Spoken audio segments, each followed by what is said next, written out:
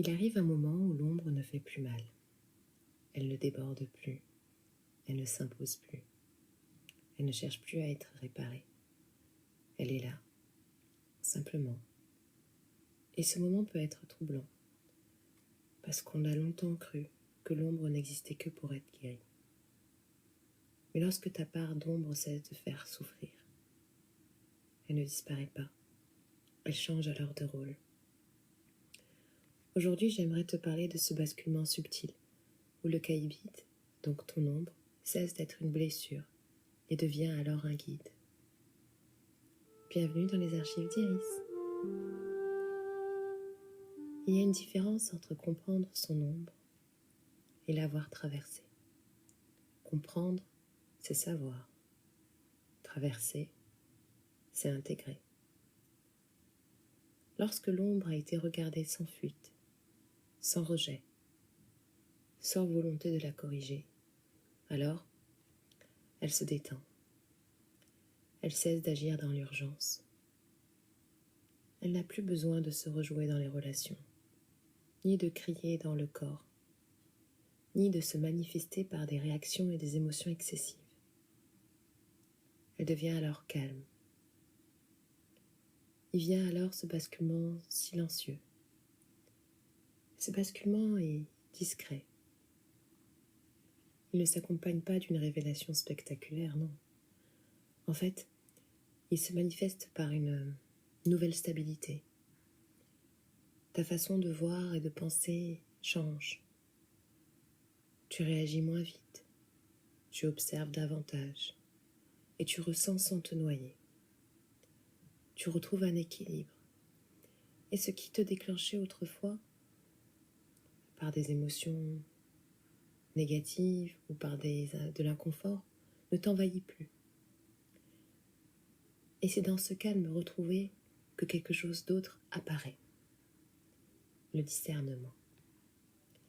Et ton ombre devient vraiment ton discernement, car le caïbite intégré devient ta boussole.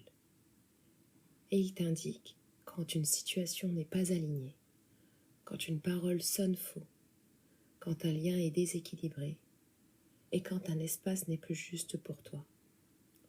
Non par peur, mais par clarté. L'ombre intégrée, ton caïbite, ne te rend pas méfiant. Elle te rend lucide, elle affine ta perception, tes ressentis. Elle te protège des illusions que tu aurais autrefois acceptées pour juste le regard extérieur et pour la validation. C'est alors que vient l'appel de l'âme. Souvent, la vocation intérieure, elle naît exactement là où l'ombre a été traversée. Ce que tu as vécu devient alors une compréhension. Ce que tu as ressenti devient une capacité d'écoute. Et ce que tu as intégré devient ton autorité naturelle.